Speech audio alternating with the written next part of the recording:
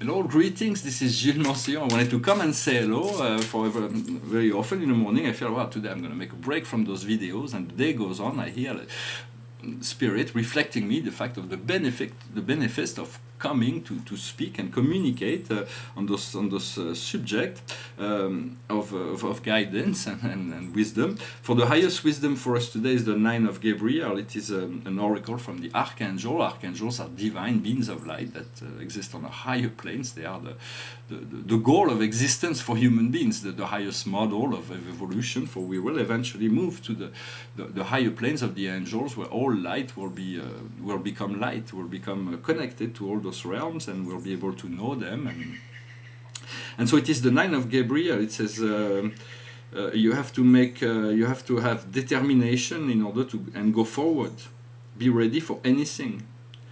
Environmental activism. So it is important to be conscious of nature. It is important to move forward and to rely on our principles. Our principles, our values are not to be compromised. For there is sometimes our ego has to compromise certain, but not our value system. What is important, and to be active proactive in bringing awareness to the necessity of living in a good environment, to live in a world that is non-polluted. For this 20th century has been catastrophic in terms of environmental aggression, but then there is a great deal of awareness, and now we're trying to move out of that. There is countless ways that they're trying to. So I know the universe will assist very soon. We're going to come to a point of resolution where we'll be able to make a giant leap forward in many levels. And so we are getting ready for that. I think it will be by November 2020. So we have 2 years to get ready for that great shift. It is the Lady of Gabriel, passionate, charming, brilliant, independent. This is what we need to understand. You can right now do anything you wish. Go towards what you aspire. You attract the people capable to help you on your way. So it is important. She's like she's really she's the goddess of compassion as well. And so then what we need to do, well, we have a lot of fire today here. What we need to do is the 7 of Gabriel. She's riding this Pegasus she's riding Pegasus in the sky, and then there is lighting in the sky as well. It says, defend your conviction, trust yourself, assert your place. So it is important to know who you are, to know yourself as a divine child of God. Once you realize that you're sacred, you're precious, and the universe wants only your highest good, your highest fulfillment, you come into the understanding of that, and then you realize that every other being is also a divine extension of the source. And just by knowing that, you have a higher knowledge you have a higher vision of humanity than humanity has on itself, on himself, herself, on itself. And so but it is not to be to be handled with any kind of arrogance or trying to put yourself above anyone else. It is just the understanding that we're all part of that one, and we're all evolving together. But it is important that you create a space that is comfortable for yourself, and to assert your power, to assert your well-being, to assert your light, to assert your love, to become creative, to become a creator.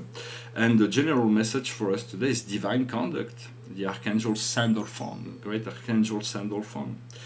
It says, look for meaning in your life. Envision a different approach. Surround yourself with masters of people that have shown to have expressed great wisdom.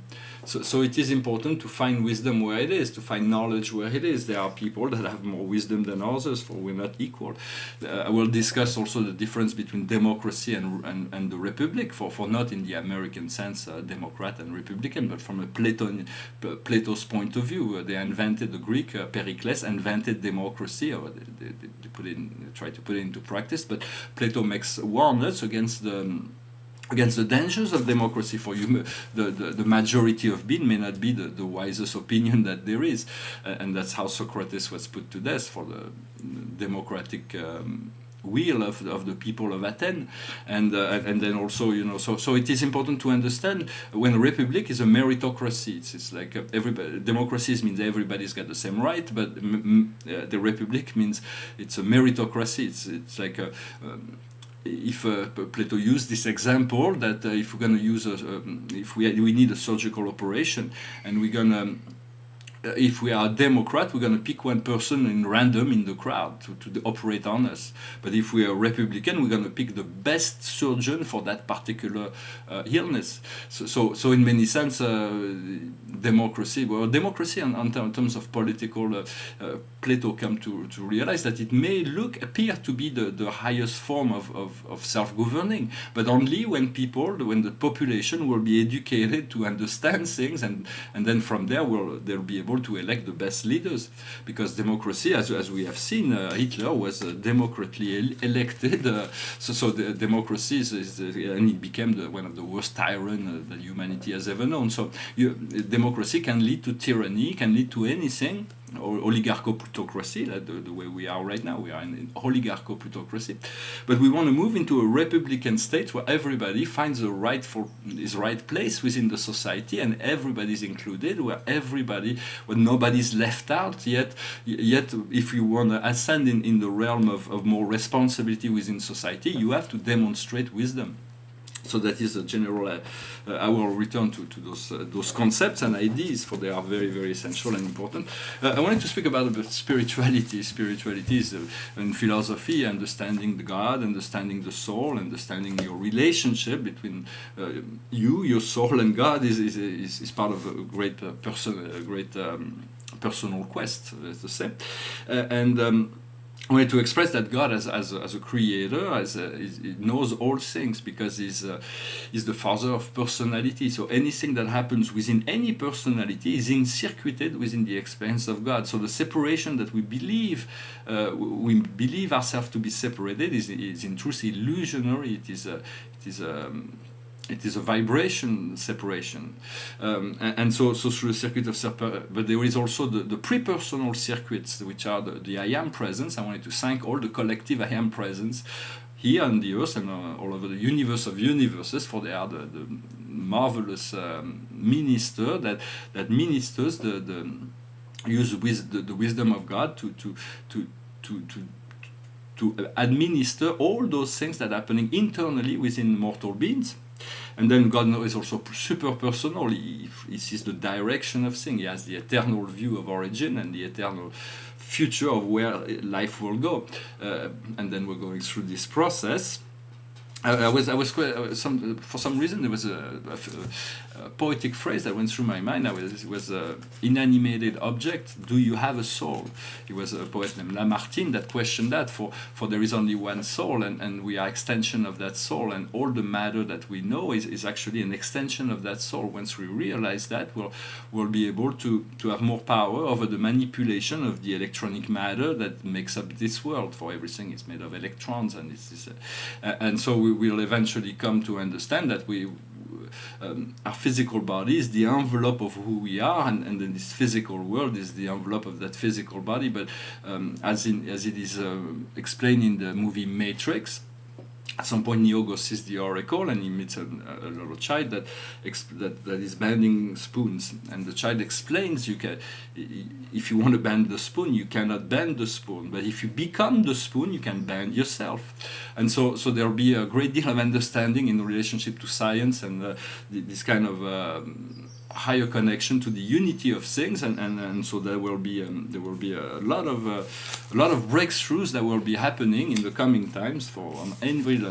We have been forced to evolve into something better. So I hope you enjoy your life. I hope you enjoy your day. It is very important to focus, to make the main focus in our intention to always tune into the acceptance of receiving all the things that we want and we think we know are good for us, and focus on that, to stay focused on the and as much as possible to the invisible planes, to reconnect to that soul frequencies. Well, I hope this message was interesting for you. The painting behind me is an astrological self-portrait with many little planets. As a Pisces, ascendant Pisces, it is I'm a little hairy-fairy. Of course, it's not like the Virgo who's like analytical, and it's like the opposite, and so in many sense.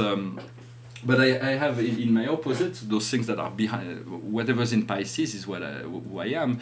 But in Virgo, your opposite sign, whatever your sign is, what's on the opposite sign is those things that you do not see, that you do not. And here I have Uranus and Pluto, the matter and the spirit, the bottom and the top. So in many sense, there is a great deal that can be revealed through relationship, because your opposing sign will be revealed through relationship. So it is whatever important planet you have in your first house, the ascendant, you look in the opposing sign, and you'll see what are the greatest challenge and lessons. Usually, this is there is a great deal to be learned from astrology. For when we are born, we are imprinted with celestial energies. This is why it is said God makes no list of the way every child is born. Then we are born incarnated. We make a choice to incarnate within a social, cultural context of time and space. And one thing is that I'm quite sure about is that the parents do not choose their children, but the children choose the condition in which they're going to come into this life. They choose their family, and so they accept a certain limitation, because those limitations are really what we need in order to grow. So we have to accept everything that we to make everything a conscious choice, everything that's not conscious, to bring it back to consciousness, and from there we can direct the flow of our life following the guidance of our spirit. Well, I hope this message was interesting for you. I'm going to finish with a song. I wanted to sing another song, but I misplaced the words, and since I do not know it by heart, I sing one that I know. So finish in music. It goes like this.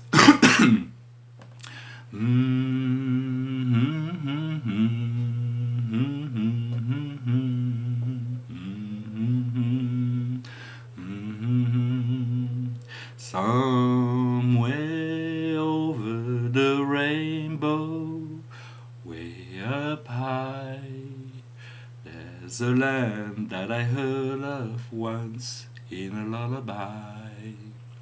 Somewhere over the rainbow, skies are blue, and the dream that you dare to dream, ready to come true. Someday I wish upon a star and wakes up where the clouds are far behind me, where troubles melt like lemon drops away above the chimney tops. That's where you'll find me. Somewhere over the rainbow, bluebirds fly. Birds fly over the rainbow wide, and oh, why can't I? If happy little bluebirds fly beyond the rainbow, why, oh, why can't I? Follow the fellow, follows the dream, follow the rainbow over the stream, follow the yellow brick road, follow the yellow brick road, follow the yellow brick road. We're off to see the wizard, the wonderful Wizard of Oz. We hear the whiz of a whiz, if ever a whiz there was. If ever a whiz there was, the Wizard of Oz is one, because of the wonderful thing he does. We're off to see the wizard, the wonderful Wizard of Oz.